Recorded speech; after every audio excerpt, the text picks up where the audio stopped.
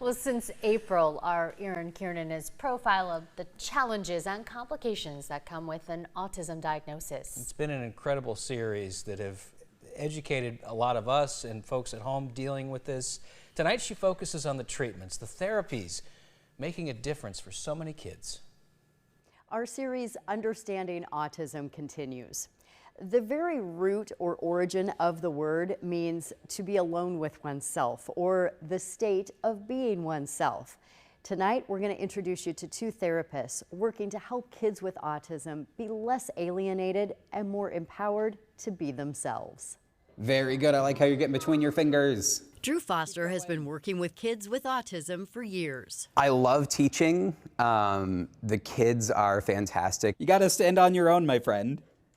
You are more than capable. As a special education teacher, he noticed that challenging behavior was getting in the way of learning. I wanted to get those behaviors out of the way so that they would not be a barrier. And I didn't really know what that looked like or what that meant. What he found was this. Did we spin?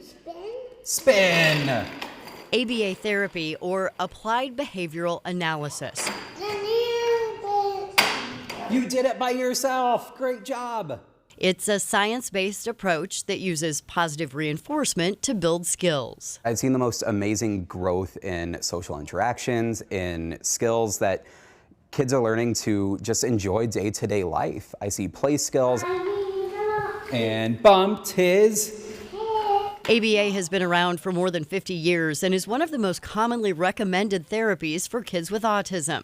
It has evolved over the last 5 decades, and it's not without its critics. I'm not going to say, that all ABA is inherently bad, but the principle behind it is the concern. This idea that autism is a behavior disorder. It is not a behavior disorder. Carrie Ebert is a pediatric speech-language pathologist. I always joke that I get paid to do what I love most, and that is talk. So Fantastic, and help others talk. And help others talk. Carrie is passionate about her work and has concerns about ABA therapy. One of the issues in general with any type of a behaviorist approach is that we're assuming that if we could incentivize the child, meaning if I could figure out what you love the most and withhold it from you and get you to work for it, that I can incentivize you to act better, to act more neurotypical. What we really should be trying to understand is, what is this behavior communicating to us? Because when you have an autistic child who is pushing something away, or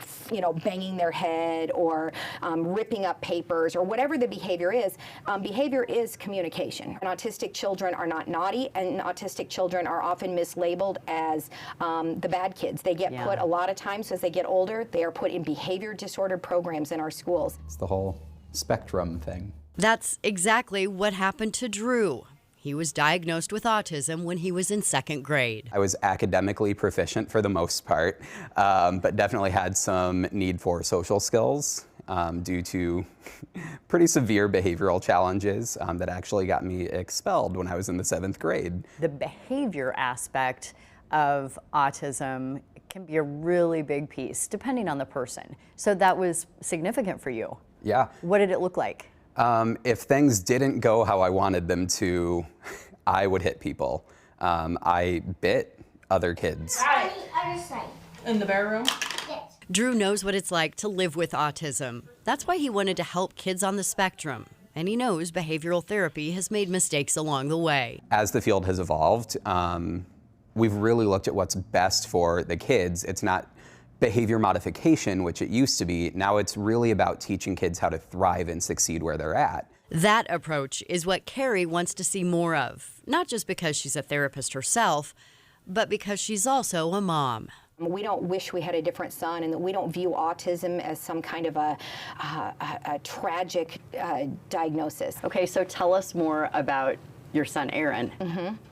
Well, Aaron is 18 now. He is a senior in high school, and at age 3, when he got his provisional diagnosis of autism, he was non-speaking. Now he can carry on a conversation, and his life has changed the way his mom does her job. What we used to do, and all of us who are therapists have been trained to do this, we used to try to get them to act more normal, right? To get act more neurotypical. Autistic children are wired differently. They learn differently, they play differently, they communicate differently, they process sensory input differently, they experience the world differently. We're finally, I think, at a point where we're starting to understand and recognize that autistic children are not broken and they do not need to be fixed, they need to be understood. Yes, and supported. And supported, yes, supported, respected, understood, valued. Sunset color going on. Two different therapists. By doing those different pictures, we're teaching stimulus generalization. Then UVW wiggle. With two different approaches, Last two come. X, Y, Z. C is last, right? but very similar goals. My mantra has always been, for years and years, forward is forward, no matter the speed. And it doesn't matter, where, Michael Francis is, or where Aaron is, or where any autistic child, or for, any child with a disability for that matter, as long as they are making progress. More spin or no spin? No spin. No spin? Okay. It's the most amazing thing to see. And every day I get to see these kids come in who share my diagnosis, and I get to see them learn new skills, and I get to see the reduction of these behaviors that act as barriers for them. And it makes me so happy to see that growth in each of them. By the way, Iowa has laws on the books that require behavior analysts to be licensed. You just can't hang out a shingle and provide ABA. You have to be board certified. And full disclosure, Michael Francis has been going to ABA therapy for about 3 years. You'll be able to see more of my interview with Carrie Ebert in the coming weeks on our website, WHO13.com. And a big thanks to Erin for all of her work on this series. And you can find that story and all the stories that she has done with her Understanding Autism series at WHO13.com. Just click on the Understanding Autism tab there on the news tab. It'll take you to the complete series. And I know she works so hard on that as a service, not only for all of you, but all of us too, that don't necessarily have the experience of living with someone with autism. And it was just all around, just a great job, Dad. Truly eye-opening, Yeah. indeed.